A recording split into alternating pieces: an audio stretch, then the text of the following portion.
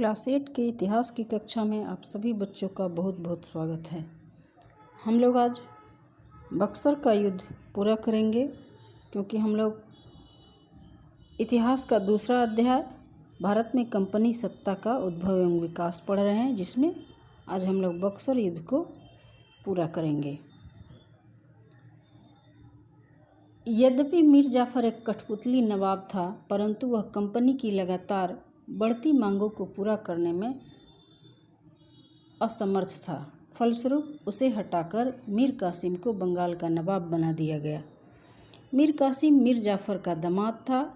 इसके बदले में मीर कासिम ने वर्धमान, मिदनापुर, चित्तागोंग जिले अंग्रेज़ों को प्रदान किए। उससे कंपनी को उसके दक्षिणी अभियानों में मदद करने का भी वादा किया।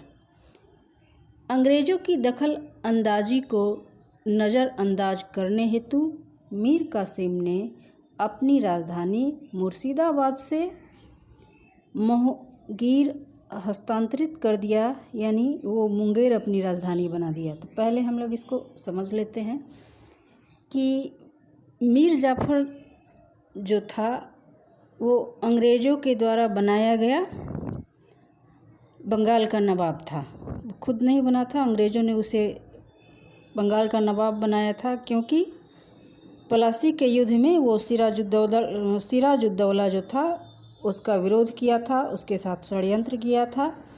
तो अंग्रेज़ों ने उसे लालच दिया था कि तुम उसके साथ अगर नहीं जाओगे, हमारा सहयोग करोगे, तो हम तुम्हें बंगाल का नवाब बना देंगे।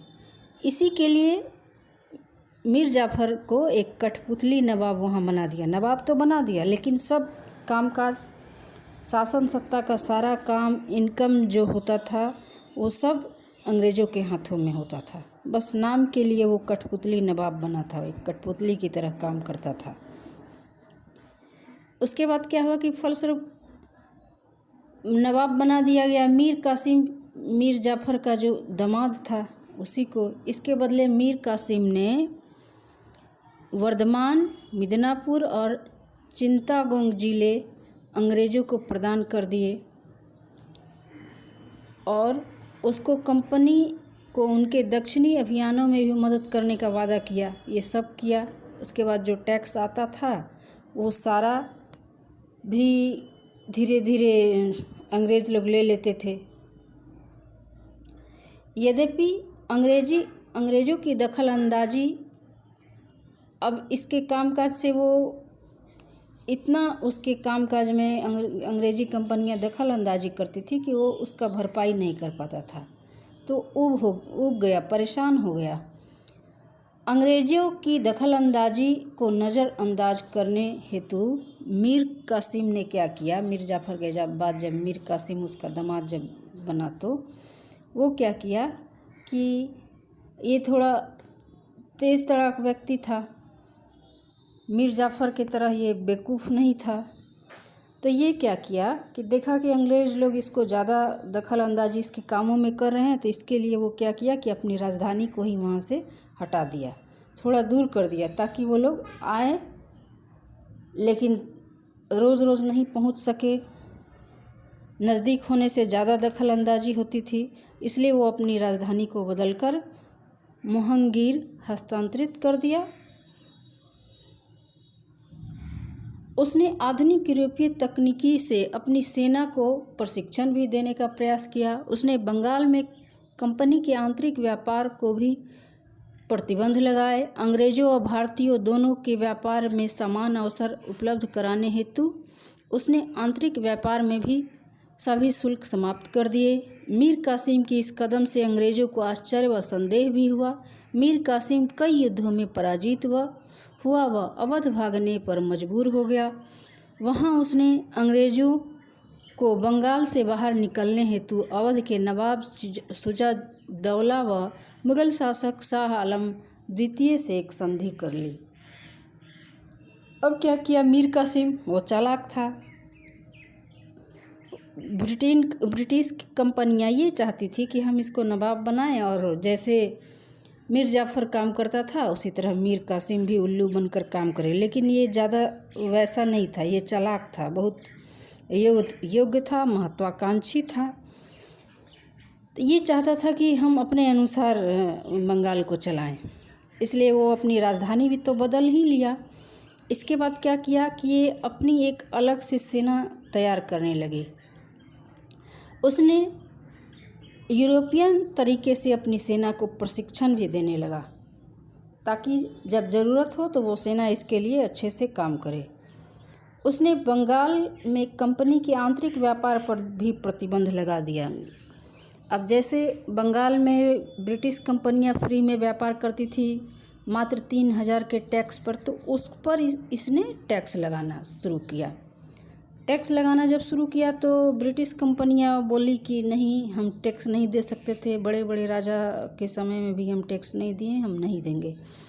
तो मीर कासिम ने कहा कि जब आप नहीं दीजिएगा तो भारतीय व्यापार जो हो रहे थे वहाँ पे, उसका भी वो टैक्स फ्री कर दिया। उसका भी वो टैक्स फ्री कर दिया। तो मीर कासिम के इस कामकाज से अंग्रेज़ जो थे वो काफ़ी आश्चर्य में पड़ गए कि अरे, इसको इतना हिम्मत कैसे हो गया, हमारे साथ ये मुकाबला करना चाह रहा है, सबके हमसे ये टैक्स लेगा, हम ही इसको नवाब बनाए हैं। इस तरह की बात उन लोगों के सामने आने लगी और ये मीर कासिम के कामकाज से वो लोग बहुत आश्चर्य में पड़ गए, संदेह में पड़ गए, आखिर क्या बात है। फिर क्या हुआ कि मीर कासिम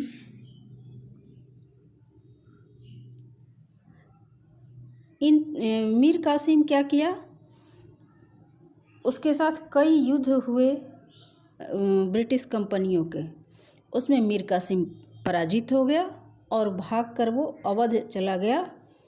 अवध जो मुग़ल शासकों के अधीन था वहाँ चला गया। वहाँ उसने अंग्रेज़ों को बंगाल से बाहर निकालने के लिए अवध के नवाब शुजा-उद-दौला और मुग़ल शासक शाह आलम द्वितीय से जाकर मिल गया और एक संधि कर ली। यहाँ से हार गया और उसके बाद वो भाग गया। वो वहाँ जाके अवध के नवाब से मिला, वहाँ के शासकों से मिला। उसके बाद वो अवध का वहाँ नवाब था शुजा-उद-दौला, उससे जाकर मिल गया। उसके बाद दूसरा था मुग़ल शासक शाह आलम द्वितीय, उससे जाकर मिला और तीनों ने मिलकर एक संधि योजना बनाई कि अब हम लोग तीनों साथ मिलकर ब्रिटिश कंपनियों के साथ हम लोग मुकाबला करेंगे। इन तीनों को मिलीजुली सेना का अंग्रेज़ों के साथ 22 अक्टूबर 1764 ईस्वी में बिहार के बक्सर में आमना सामना हुआ। भारतीय सेना की हार हुई। मीर कासिम को हटाकर मीर जाफ़र को फिर से बंगाल का नवाब बना दिया गया। उससे कंपनी को हर महीने 50,000 रुपये देने 50 लाख रुपए देने का वादा किया।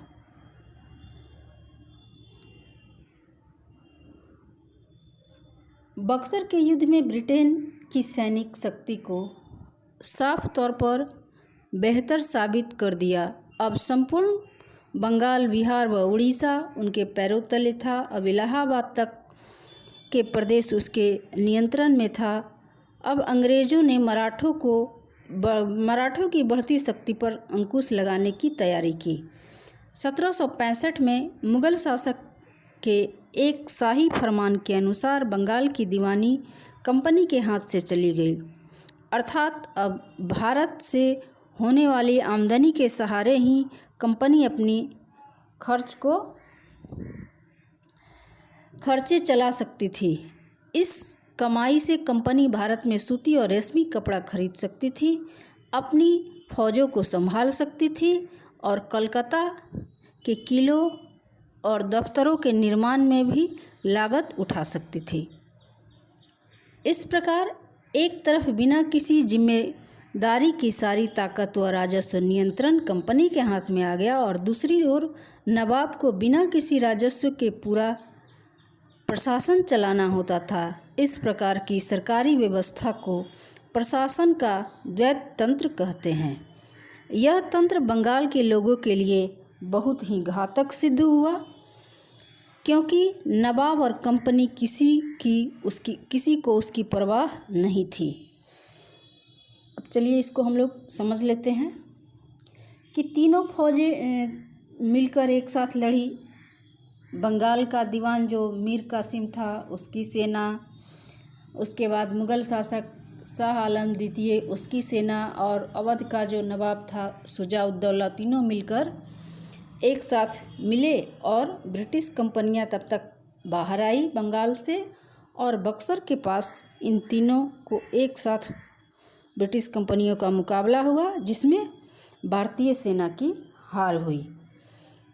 भारतीय सेना की हार हो गई, मीर कासिम भाग गया। उसके बाद ये बाकी जो दो बचे थे, अवध का नवाब और शुजा-उद-दौला और शाह आलम द्वितीय, उसके साथ अंग्रेज़ों ने संधि कर ली। संधि करने पर उसने क्या किया, मीर कासिम को हटाकर मीर जाफ़र को बंगाल का नवाब बना दिया। उसने कंपनी को हर महीने 50 लाख रुपया देने का भी वादा किया। ऐसी संधि अंग्रेज़ी कंपनियां उसके साथ कर ली। बक्सर के युद्ध के बाद क्या हुआ कि ब्रिटेन की शक्ति ताकत जो है और बढ़ गई और पूरी तरह से भारत पर कब्जा होने लगा धीरे धीरे। अब बस कौन सा प्रांत बच गया, तो एक दो प्रांत ही बचा जो अंग्रेज़ों के हाथ में नहीं था। अब ये चाह रहे थे ब्रिटिश कंपनी की आगे भी हम अपनी तैयारी अच्छे से करें और उस पर भी अपना अधिकार जमा लें, क्योंकि बंगाल, बिहार, उड़ीसा ये सभी क्षेत्र उसके अधीन हो गए। अब इलाहाबाद तक का प्रदेश उसके नियंत्रण में चला गया, अवध का प्रदेश भी नियंत्रण में चला गया। अब अंग्रेज़ों के लिए मराठों को बस जीतना था, उस पर अंकुश लगाना था, फिर उधर हैदराबाद की ओर, और बाकी सब तो उसके अधिकार में था ही। इससे वो लोग खूब आगे बढ़ रहे थे, उसकी शक्ति बहुत बढ़ रही थी। 1765 में मुग़ल शासक के एक शाही फरमान के अनुसार उसने एक शाही फरमान जारी किया, जिसमें बंगाल की दीवानी कंपनी के हाथ से चली गई। अर्थात अब भारत में से होने वाली आमदनी के सहारे ही ब्रिटिश कंपनियां अपना सारा खर्च चला सकती थी। इस कमाई से ब्रिटिश कंपनी क्या करती, तो भारत के सूती और रेशमी कपड़ा खरीद सकती थी, अपने अंग्रेज़ी फ़ौजों को संभाल सकती थी, कोलकाता में जो उसके किले थे उसका निर्माण कर सकती थी, उस पर लागत लगा सकती थी। इस प्रकार एक तरफ बिना किसी जिम्मेवारी की सारी ताकत और राजस्व चला गया अंग्रेज़ों के हाथ में, और दूसरी ओर नवाब को बिना किसी राजस्व के पूरा प्रशासन, पूरा खर्च, पूरा वो खर्च वर्च जितना था राजकाज चलाने के लिए, वो सब उसको बिना आमदनी का चलाना पड़ता था। इस प्रकार की सरकारी व्यवस्था को प्रशासन का द्वैत तंत्र कहते हैं। यह तंत्र बंगाल के लोगों के लिए बहुत ही घातक सिद्ध हुआ, क्योंकि नवाब और कंपनी किसी को उसकी परवाह न थी। बंगाल की जनता के लिए किसी को परवाह न थी, सब अपने बारे में सोच रहे थे, और ये बंगाल के लोगों के लिए बहुत ही घातक सिद्ध हुआ। तो आज के लिए बस इतना ही, अगली वीडियो में फिर मिलेंगे, तब तक के लिए धन्यवाद। अगर आप लोग बक्सर युद्ध, पलासी युद्ध और बंगाल विजय को एक साथ समझना चाहेंगे तो आप लोग ज़रूर मैसेज कीजिए या कमेंट कीजिए, ताकि हम आगे भी उसको एक साथ समझा सकें। अगर आप लोग कहेंगे तो आगे एक साथ तीनों को समझाएंगे नोट्स के द्वारा, नहीं तो आगे पढ़ाएंगे, जैसा आप लोग कहिए।